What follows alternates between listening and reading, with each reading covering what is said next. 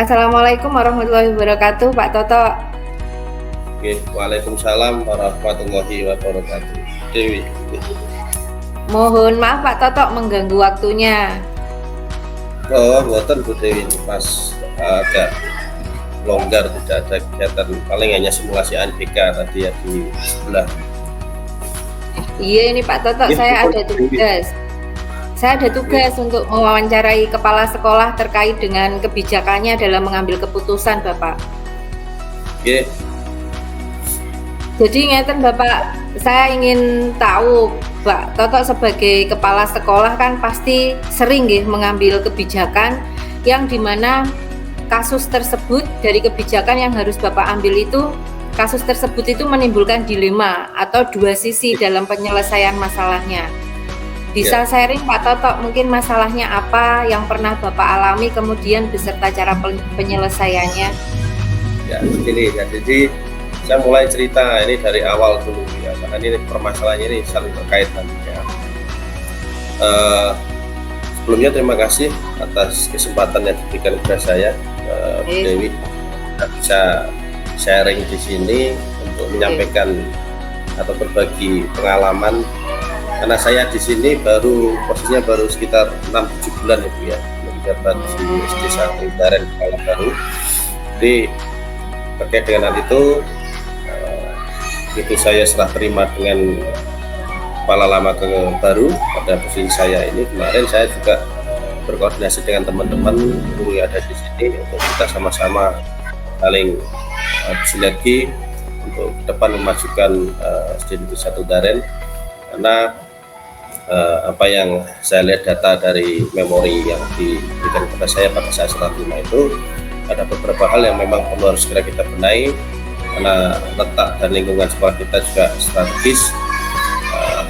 Tidak memang dari jumlah murid ini yang pertama kendala utamanya di situ, selama 3 tahun terakhir ini mengalami penurunan ya drastis, sehingga ini yang perlu kita persiapkan bersama-sama. Terus yang selanjutnya terkait dengan jumlah guru juga, karena pada tahun ini juga ada Bapak Fauzi ya selaku guru senior memang purna tugas, sehingga kekosongan ini menjadi catatan penting karena secara regulasinya aturan mainnya di PP 49 2019 terutama pasal 96 ini bahwasanya setingkat pejabat pembina kepegawaian saja dilarang untuk mengangkat pegawai non PNS atau non P3K atau jabatan, sehingga ini dilematis juga karena di satu sisi kita memang kekurangan tenaga pendidik, di satu sisi kita terkena aturan tidak boleh mengangkat pegawai baru. Jadi permasalahan ini yang nantinya akan kami segera pecahkan sehingga kedepannya tidak menjadikan suatu problematika yang ada di SD 1 Daren. Sedangkan munculnya permasalahan itu dan kami sharing dengan teman-teman dan kami membuka ruang dan waktu seluas-luasnya pada rekan-rekan tenaga pendidik ataupun pendidikan di SD Negeri 1 Daren untuk selalu sharing, selalu berkomunikasi, baik itu segala sesuatu hal yang memang perlu dikomunikasikan, mari kita bersama-sama untuk mencari solusi yang terbaik. Karena segala sesuatunya memang kalau kita sesuai dengan kesepakatan, tentu tanggung jawab kita juga tanggung jawab bersama dan hasilnya juga kita nikmati bersama-sama. Jadi ini bukan murni keberhasilan suatu sekolah, bukan murni dari kelas tidak, tapi murni semuanya ya, semua unsur yang ada di sini juga ikut bertanggung jawab dan berpartisipasi semuanya. Terkait dengan permasalahan tadi ya Bu ya, kembali ke permasalahan yang dilematis tadi, di satu sisi kita kekurangan guru, di satu sisinya aturan tadi tidak diberikan, sehingga kami mengambil kebijakan, kami juga diatur di dalam aturan mainnya yang ada di situ. Setidaknya kita bagaimana caranya supaya kelas tidak kosong dan kita memberikan tugas-tugas tambahan pada terutama guru-guru mapel. Bahkan saya sendiri juga di dalam aturan regulasinya bahwa Permendikbud 40 2021 terkait dengan penugasan guru sebagai kepala sekolah. Memang kalau ada kekosongan guru di situ, kepala sekolah juga bisa masuk ke dalam kelas itu. Dan tentunya kalau saya full total di kelas nggak mungkin, karena tugas kami yang utama terkait dengan regulasi yang ada sebagai manajerial, supervisi dan pengembangan kewirausahaan, sehingga mungkin tugas-tugas untuk di kelas memang kalau full total jelas kemungkinan belum bisa maksimal, karena kami juga punya tugas pokok yang lain, sehingga kami mengatur bersama dengan teman-teman bagaimana untuk mengikuti kosongan ini, karena di satu sisi kita terkait dengan aturan tidak diperbolehkan, sehingga memang guru-guru mapel yang pada saat itu tidak mempunyai jam, ya memang kita arahkan ke kelas yang kosong tadi, kita mengisi di situ. Misalkan nanti ada bapak ibu guru lain yang memang jamnya diisi oleh guru mapel, juga kami arahkan ke situ, sehingga kita sama-sama untuk mengelola kelas itu, sehingga untuk sementara itu langkah yang kita ambil untuk mengisi kekosongan kelas. Terkait dengan terkait dengan jumlah siswa ya, yang saya sampaikan di awal tadi, ini juga menjadi catatan penting bagi saya selaku di sini. Kami bersama-sama bersama rekan-rekan yang ada di sini untuk selalu berkoordinasi terkait dengan penambahan jumlah kuantitas maupun kualitas jumlah siswa, sehingga semua ikut terlibat di sini. Dan ini sudah direalisasikan di tahun ajaran baru, sehingga dari 6 tahun terakhir dari yang kelas 1 ini jumlahnya yang paling besar. Dan ini karena semuanya, karena kita koordinasi dan kita semua saling berkolaborasi di sini, sehingga target-target atau tujuan-tujuan yang akan kita capai ini akan lebih mudah. Pak Toto, kalau boleh tahu, jika menghadapi kasus-kasus atau sebuah masalah yang menimbulkan dilema seperti itu, Bapak punya nggak kayak langkah-langkah atau sebuah strategi untuk menyelesaikannya? Oh, ya. Untuk langkah-langkah ini memang yang saya ambil ini juga dalam sebuah pengambilan keputusan, tentunya berpedoman pada prinsip-prinsip ya untuk pengambilan keputusan. Itu nanti berbasis pada hasil akhir, atau prinsipnya berbasis pada peraturan atau berbasis pada rasa peduli. Ini memang harus kita bersama-sama duduk dengan warga sekolah, bahkan sampai melibatkan tokoh-tokoh masyarakat yang ada di sekitar, sampai pemangku kepentingan juga kami koordinasikan terkait dengan langkah-langkah, sehingga prinsip inilah yang harus kita kedepankan, sehingga tidak ada pihak yang dirugikan, dan pengambilan keputusan ini adil dan bijaksana. Itu orientasinya ke arah situ. Terkait dengan tadi ya kekurangan guru, ini termasuk itu langkah-langkahnya juga kami berpedoman pada prinsip-prinsip itu. Ya, di satu sisi memang kena aturan, di satu sisi juga bagaimana supaya mengupayakan sekolah kelas tidak kosong. Dan ini juga memang kita sosialisasikan kepada orang tua wali melalui WA group ya. Karena di situ juga nanti orang tua juga, kalau kita berikan pemahaman karena ini terkait dengan aturan, nanti gurunya untuk sementara yang kosong itu memang ada bapak ibu guru yang mengisi di situ. Tidak seperti yang kemarin kan isinya satu orang guru kelas itu dan guru mapel, tapi sekarang ada beberapa guru yang membackup di situ, sampai nanti dari mungkin dinas terkait di atas memberikan alokasi satu untuk kekosongan kami, dan kita akan mengusulkan kepada dinas terkait. Biasanya kasus dilema seperti itu tantangannya apa, Bapak?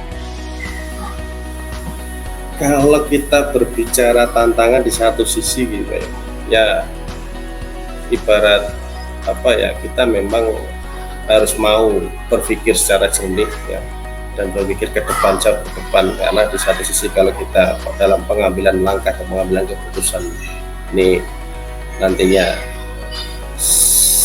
artinya belum tepat, saya tidak mengatakan salah ya, belum tepat, nanti akan berdampak juga ke depannya.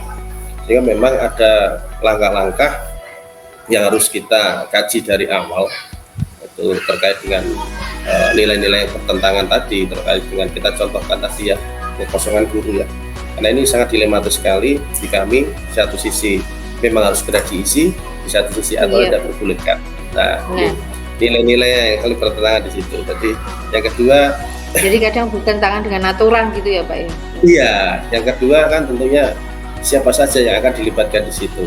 Nah, sehingga dengan aturan yang bertentangan dengan situasi dan kondisi yang harus segera dipenuhi, jadi artinya keterlibatan siapa saja untuk mencari solusi yang ada di situ. Tentunya kami mengoptimalkan sumber daya yang ada, terutama tenaga pendidik yang ada, memang kita optimalkan di sini.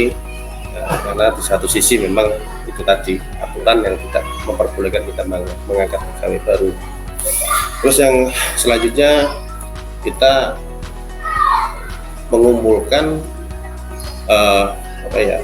fakta ataupun hal-hal yang relevan yang ada di sekolah kami, sehingga nanti perlu kajian lebih dalam terkait dengan pengambilan keputusan yang akan kita ambil. Tentunya ada beberapa hal, salah satunya di situ ya. Jadi fakta-fakta harus kita kumpulkan secara real, ada di lapangan.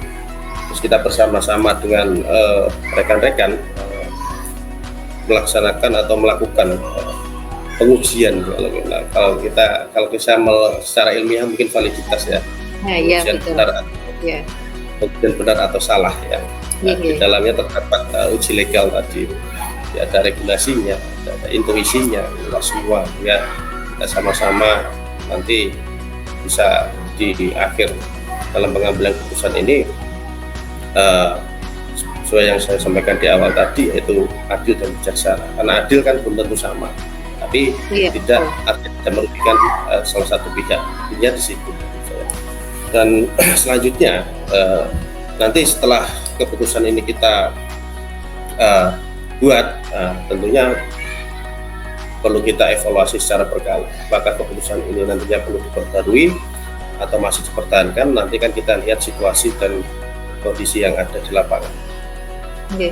Mungkin itu Bu Dewi, mungkin ada pertanyaan yang disampaikan lagi. Pak Toto, tadi Bapak mengatakan sumber daya yang Bapak miliki di sekolah, saya jadi tertarik. Mungkin ada seseorang atau faktor yang itu mempermudah Pak Toto dalam mengambil sebuah keputusan. Oh ya, terkait dengan sumber daya di sini kan memang sudah jelas, karena jumlah personel yang ada di sini ya, tenaga pendidiknya kan ada 8 ya, dari 6 guru kelas dan 2 guru mapel, tambah tenaga kependidikan 1 yaitu penjaga sekolah. Sehingga yang saya sebutkan tadi sumber daya ini terkait dengan jumlah pendidik dan kompetensinya yang ada include di dalamnya, dan sumber-sumber daya yang ada di sini terkait dengan sarana dan prasarana juga, terkait dengan sumber-sumber penganggaran juga.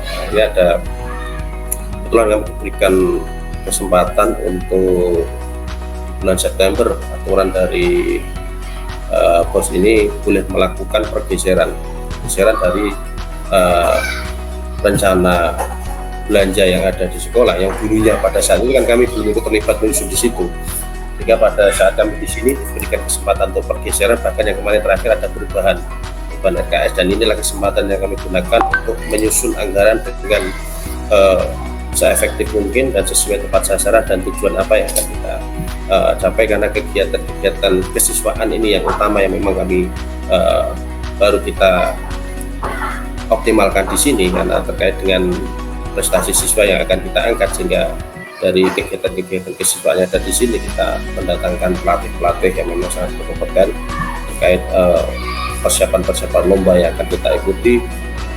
Terus terkait dengan sumber daya yang ada ini, dari beberapa bapak ibu guru ini yang masih muda-muda terutama ini hampir semuanya menguasai IT, jadi kita maksimalkan, kita optimalkan. Ada yang mendapat tugas tambahan sebagai operator sekolah, juga guru kelas, karena kita terbatas sekali di sini untuk tenaga administrasi di tingkat sekolah dasar ini memang sangat terbatas, karena kita hanya mempunyai tenaga kependidikan hanya 1, yaitu bisa jaga sekolah.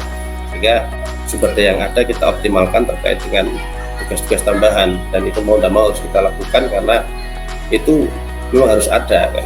terkait dengan operator dapodik memang sudah ada tugas tambahan guru kelas dan merangkap operator dapodik, ada yang menjadi bendahara, ada yang menjadi admin bendahara. Ini semua kita optimalkan dan berbagi tugas sesuai dengan kemampuan masing-masing, dan kami di sini telah memahami kemampuan masing-masing dari tenaga pendidik sehingga pos-pos apa yang akan ditempati insya Allah akan lebih optimal. Pertanyaan terakhir dari saya, Bapak. Ya, ada pertanyaan? Ya, terakhir mungkin tambah satu lagi, Bapak. Mungkin dari apa yang sudah Bapak jelaskan tadi, apa yang sudah Bapak sampaikan tadi, mungkin ada pesan atau manfaat atau apa nggih?